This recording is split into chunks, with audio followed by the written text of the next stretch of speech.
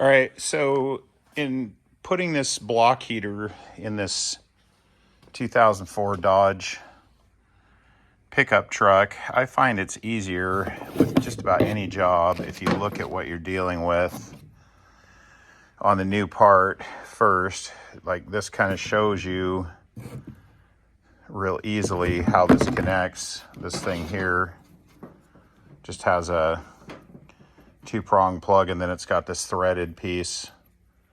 This sleeve comes around and threads on, and so that helps you know how to take the old one apart and see what you're actually dealing with. So I've already got the air box is out of the way because I just changed the water pump, and the big inlet tube, which is this guy right here to the turbo, that's out of the way. And we're dealing with this guy right here.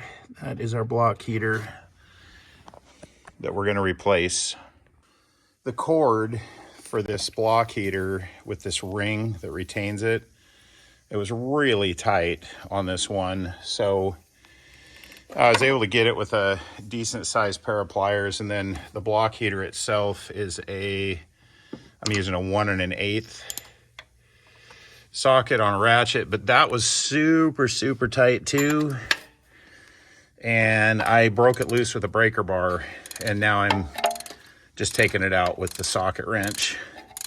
But yeah, it was tight enough that I was a little nervous about the amount of force that had to be put on it, because you don't want to have the darn thing break off on you. But anyway, there it is. There's the old one.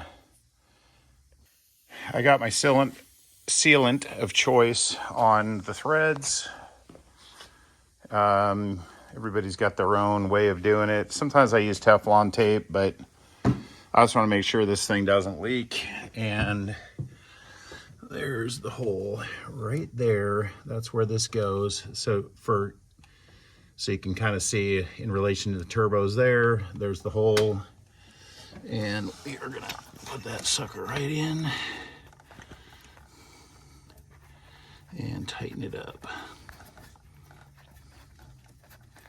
So get our wrench on there and tighten that, and then hook our cord to it.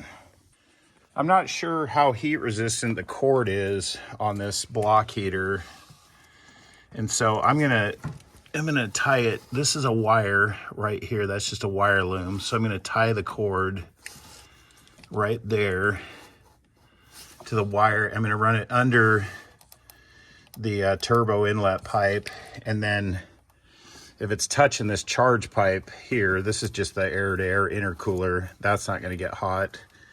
And then they have the old one. This is literally the old cord right here.